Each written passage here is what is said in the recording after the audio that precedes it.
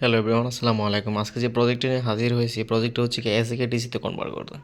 তো এসিতে ডিসিতে কনভার্ট করতে হলে আমাদের একটি স্টেপ ডাউন ট্রান্সফর্মার দরকার। তো স্টেপ ডাউন ট্রান্সফর্মার এই যে দুইটা টার্মিনাল দেখতে পাচ্ছেন, এটা হচ্ছে ইনপুট আর আমাদের আউটপুটে পাচ্ছি তিনটা। তো তিনটার মধ্যে মাঝেটা হচ্ছে নিউট্রাল আর দুইটি হচ্ছে গিয়ে ফেজ।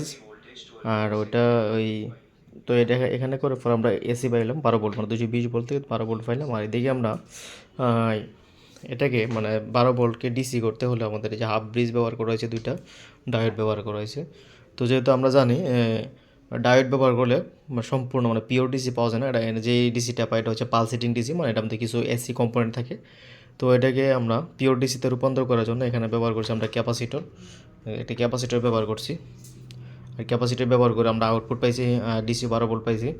তো এখানে যে একটা ফ্যান দেখতে পাচ্ছেন, এই ফ্যানের মধ্যে আমরা কানেকশন দিয়েছি আর কি, যে ডিসি 12 ভোল্ট যে এই ফ্যানটি চালানো হয়। তো এই ছিল আজকের ভিডিও। আসসালামু আলাইকুম।